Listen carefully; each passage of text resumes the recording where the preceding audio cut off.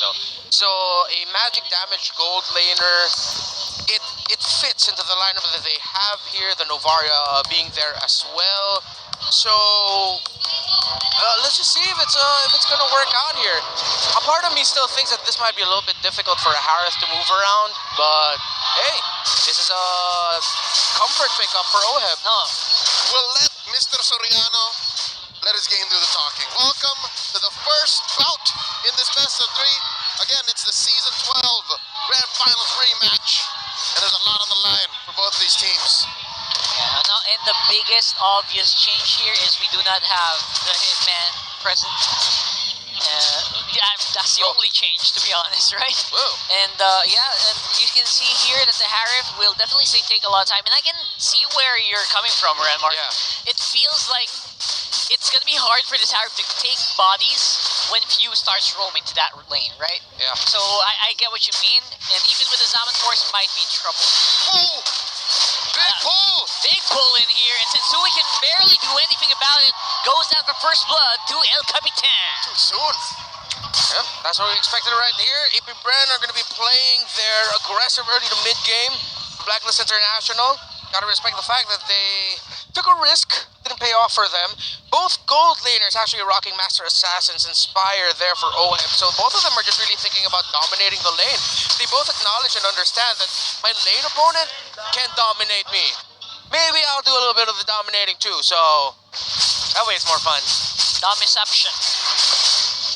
So right here, obviously Few just making sure that Flapteasy is going to be still on top here against Edward. Obviously Edward, one of the most glaring possible thorns on the side of apbren later on for sure. Already though, Flap ahead of the EXP on Edward. Abunjinki's going to have to work on that if they want to even think of contesting this first turtle. Already spawned up, lower quarter of the map.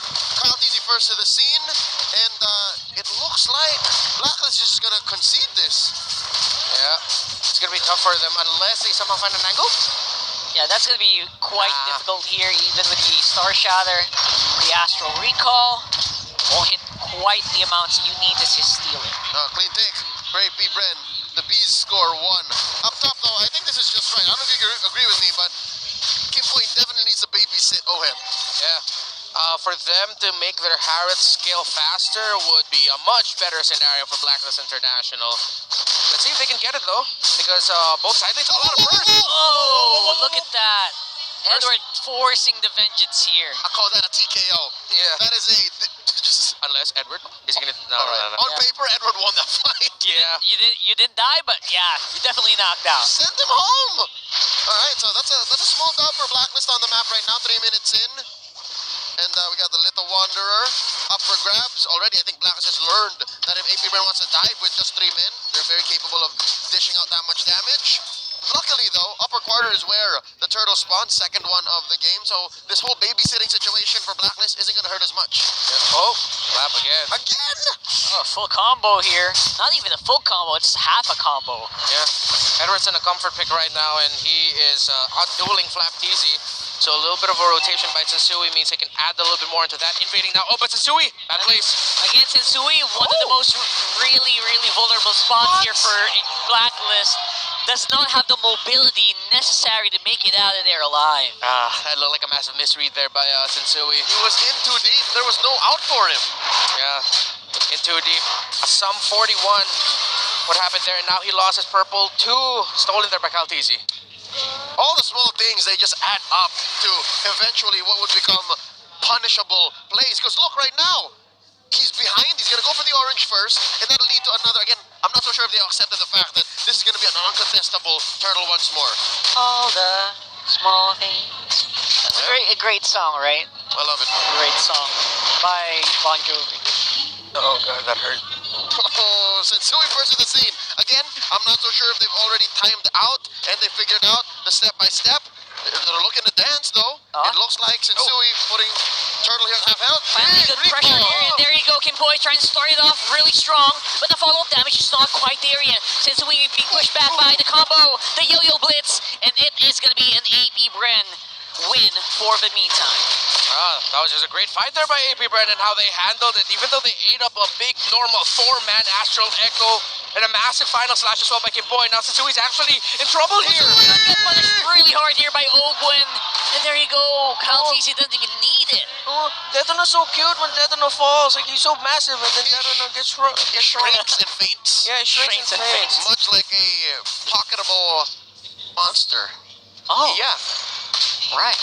Anyways, quick conversion up top. Again, we're back to the same programming as we were about 3 minutes ago.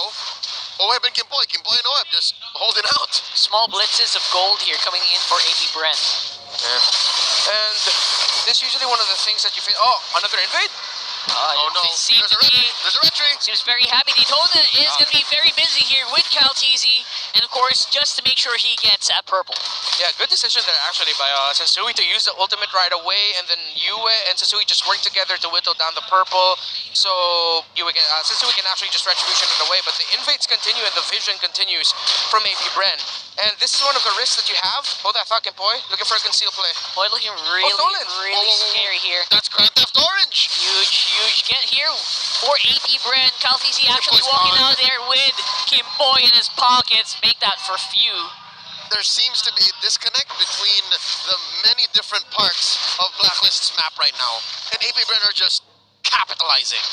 Yeah, Kimboy's stuck babysitting Oheb as you're expected to do in this scenario because you want your Harith to farm up, but that leaves Sensui vulnerable, and Novaria is not going to be enough to stop the stomping of an Edith, Faramis, and a Fredrin together. And then Kimboy goes to repair the situation, and he gets caught out himself. All the while, Super Mario was pushing off Cam, and then now again another push, and now the turtle, last one for game 1. 4K hit, I didn't even notice the gold lead anymore. apbren are just...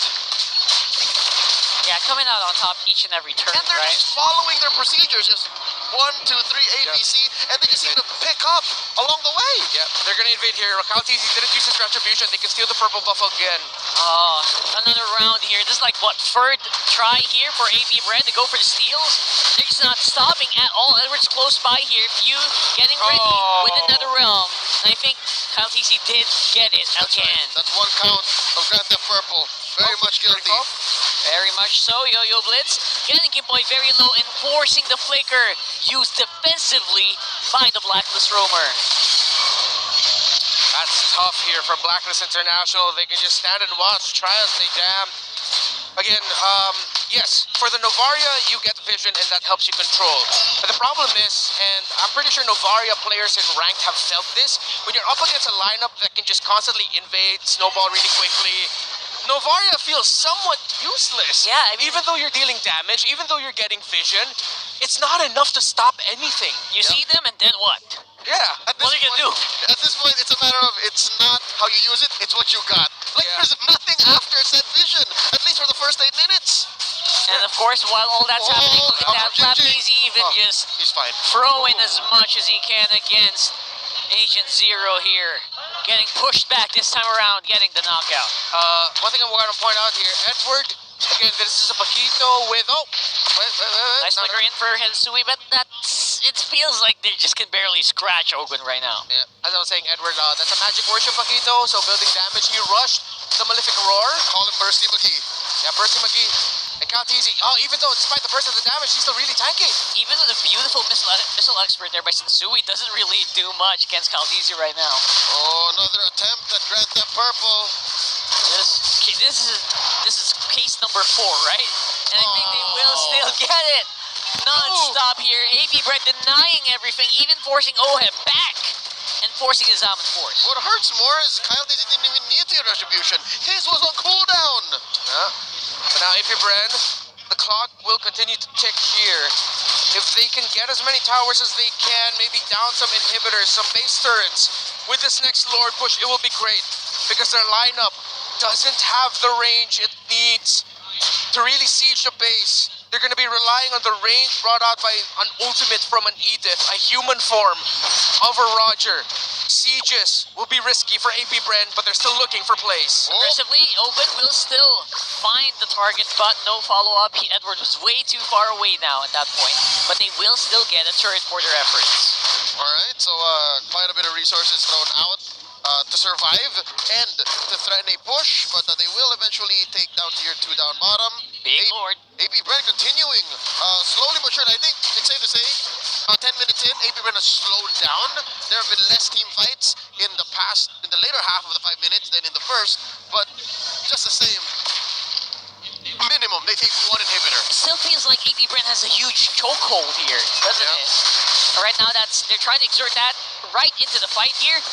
No minions means they can't really push in.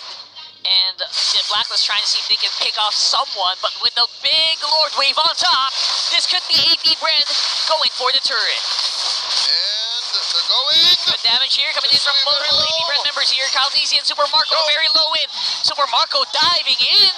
Took a turret hit, but still relatively safe. It's apbren pushing up on mid as well. Oh. And Edward is the only one away from all of this, getting a turret on bottom. He's doing work, man. Yeah. He has broken ground. That's the first turret pushed by Blacklist. Interesting item build approach here. Super Marco will not get the purple buff. apbren as intended. Fury Hammer doesn't full build it. Go into Wind Talker, Endless Battle, and into the Malefic Roar. A unique approach here by this Roger.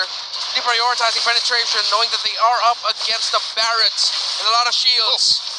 A lot of boom boom here being used up by Blacklist. That is like all of their ultimates used up already just to make sure that the inhibitor turret stays alive. Alright, I think key to this siege by apbren, their initial attempt at breaking in through the inhibitors is, yes, I agree, apbren, their pushing power, not stellar, but Blacklist's clearing power, not exactly as reliable as well. They only really have the Star Shatter on Yue, and then everything else, they have to punch the waves old-fashioned way. Yeah, quite literally punch it. Right? Yeah, this Paquito actually looks like the best wave clear right now for Blacklist outside of that Navarre, as you pointed out. And Edward actually also built up a Sea Halberd, so he's really... is he going to be the presence for their anti-heal? I mean, Employer has a dominance, but then again, the raw damage brought out there by a Sea Halberd on a Paquito is something gotta respect. They're hunting! Do they know? Did they know? I think they know Ogwins doesn't post up like that unless he knows there's a target to go for. And that's going to force a flicker out of Edward. Agent Zero was spotted. What was that noise? What was that? And there you go. That's a sound effect from MGS. What are you talking about? What was that? I don't know. Lord spawned here. I will hide in a box. I will hide in a box. Upper quarter of the map, and it looks like they're not wasting any time. They're going straight for it, blitzing it. Yeah, there's no contest at all here for Blacklist. Basically letting apbren do whatever they want right now on the map, except go to the base. Yeah. Oh, DHS now for Super Marco. So, I believe with the build that Super Marco has, if ever they just need him to lock into the tower, they can. And if you actually revisit their lineup right now, it's 2 picks shy of being their exact M5 Game 7 winning lineup. You got a Fredrin, a Faramis, an Edith. And how they've been playing it is actually with few Ogun and Flap Teasy. Sorry, it's Kyle Teasy, Flap Teasy, and few. Because Ogun's playing a little bit more of a pick-off type with his Earth Shatter. So it's Kyle Teasy and Flap juggling the initial damage, getting the vision. Few's gonna come in there if ever they need a quick escape with the Netherrealm or the damage coming out of the Ghost Bursters. So it's very nostalgic actually, seeing how apbren have been playing this game. Really is. Right now, it seems to be go time for apbren. The Hive going steady here. Sensui does not stand a chance. Gets spoiled up, pushed out. And right now, it is just one by one. Blacklist members going down with a maniac for Super Marco. Quick and clean. All it took was 2 lords and 2 decisive sieges. Even their own physiotherapy team can't believe it was over so quick. They were shocked. apbren, like yesterday didn't even happen. Yep. Super Maniac is back. Thought he was gonna get a Savage there, but the last living member of Blacklist International went straight into the base at the right time to heal up. But yeah, again, a nostalgic performance by apbren with the picks they had and how they played it. There was barely anything that they did wrong here. And they were denying everything. Even the purple buff didn't stand a chance. Yep. And what's so scary about this, speaking as a fan of Blacklist, I'm gonna put myself into an agent's shoes this time around. it's not like apbren went out of their way to scare Blacklist into different rotations. Yeah. apbren was just following the procedure. A, B, C, 1, 2, 3. We are a dive comp, and they were just taking things away from Black along the way. I think Blacklist going into game 2, especially when we see the highlights, they have a lot to work on. Like they have to definitely think about what kind of grab and what kind of rotation to do early on. But check this out. How do we not give the MVP to Super Maniac? Obviously. Yeah. Reptar, talk to us about why he's the MVP. Well, you see that watch on the wrist of Super Marco? It's ice. It's cool. Probably really expensive. But hey, Super Marco got all the gold and didn't need to be babysat. Up against that Harith, he was mostly left alone in his lane, and that's the strength of the Roger. That's why he has risen up as a pick here. What did the watch have to do with anything? That's what I was If you really think about it, the real ones know. The real ones know, brother. No, I'm pretty sure it's all about the gold he gained. Because look, Yeah. he was getting what Tyson would call the gold lane experience. Yeah, 850 GPM. And why are you questioning the watch? You have 2 on your wrist right now.